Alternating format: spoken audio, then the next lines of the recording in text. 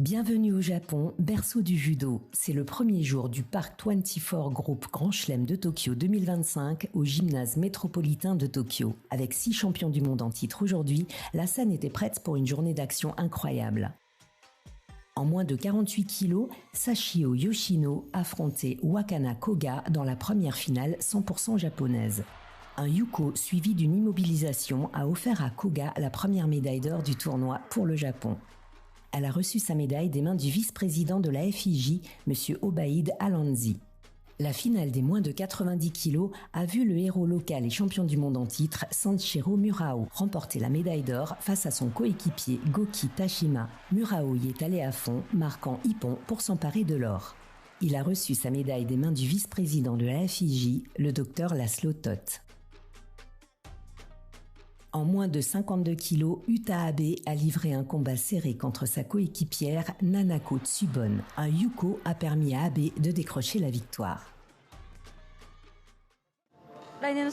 C'est une compétition très importante pour la sélection de l'année prochaine pour les mondiaux et les Jeux olympiques. Les médailles ont été remises par l'ambassadrice de la FIJ, son Altesse impériale la princesse Tomohito de Mikasa. La finale des moins de 100 kilos opposait Ilya Sulamanidze de Géorgie au favori local Dota Arai du Japon. Un Seoi Otoshi magnifiquement exécuté a offert l'or aux Géorgiens.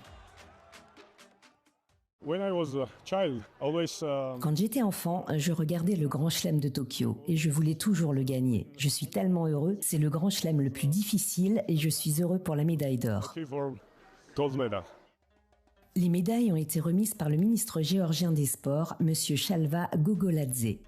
Dans une autre finale entièrement japonaise, Akari Omori a pris le dessus sur Momo Tamaoki au terme d'un combat technique très serré pour la gloire des moins de 57 kilos.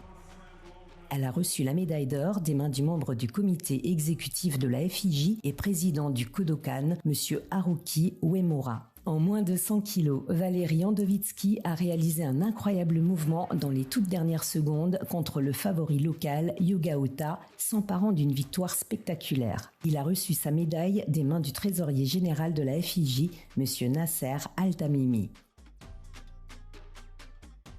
Haruka Kaju a remporté la dernière finale entièrement japonaise de la journée. Une transition parfaitement synchronisée après un yuko suivi d'une immobilisation a montré exactement pourquoi Kaju est la championne du monde en titre des moins de 63 kilos. Elle a reçu la médaille d'or des mains du directeur sportif de la FIJ, M. Vladimir Barta. Le premier jour a tenu toutes ses promesses du début à la fin. On se retrouve demain pour le jour 2.